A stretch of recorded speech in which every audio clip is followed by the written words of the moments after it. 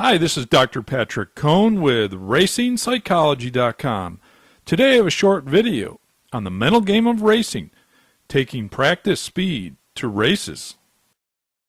The number one sign that your mental game is getting in the way is when you can't take your practice speed to races.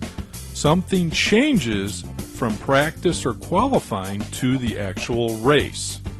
Here's an example or a quote that I often get from racers struggling with this issue. How do I bring practice speed to competition? When I practice, I feel nothing is on the line and I can fly.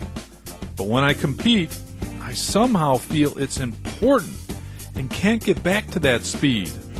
How can I race at practice speed?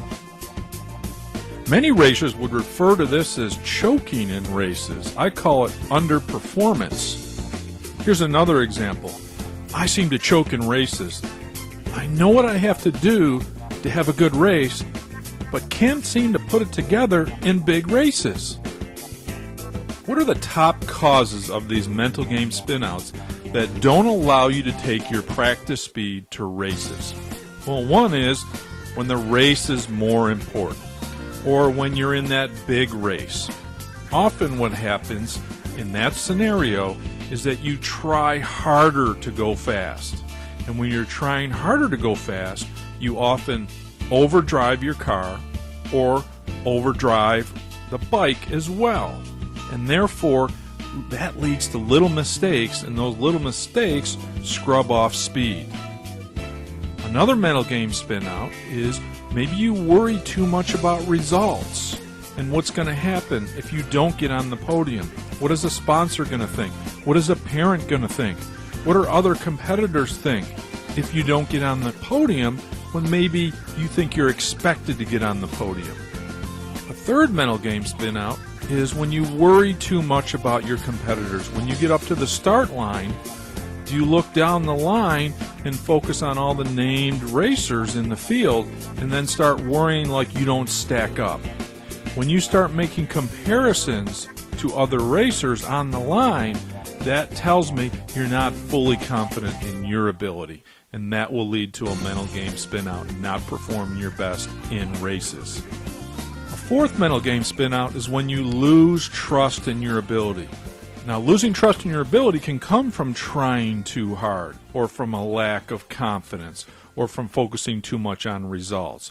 But basically, it's the idea that you don't trust the skills that you've practiced and you've trained and that your body knows what to do.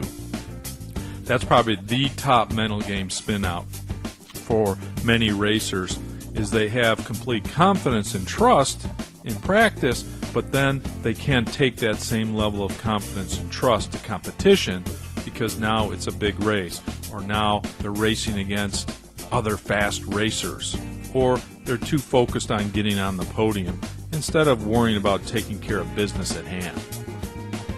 Well, to improve your ability to take practice speed to racers, there's two changes that you have to look at. Number one is you might consider changing how you go about your practice. And the second one is to change your mental outlook or mindset when you race. We're going to talk about the second one today, how to change your mental attitude when you race. I often get contacted by parents saying, you know what, my son doesn't look like he's trying, or it doesn't look like he's going as fast in races. He looks tight, and then he's underperforming and really not racing up to his capabilities. Well, often the case is that an athlete is trying too hard, or a racer is trying too hard in that situation and actually slowing themselves down. That's what arm pump in motocross is all about, when they tighten up so hard that they get this lactic acid built up and it pumps up in their arms, and thus they can't finish the moto or have to pull off the moto. So in essence, to take your game or take your practice to race day, you in essence have to try less. It goes back to the whole trusting what you've trained yourself to do. You don't have to race at 110% or 120%.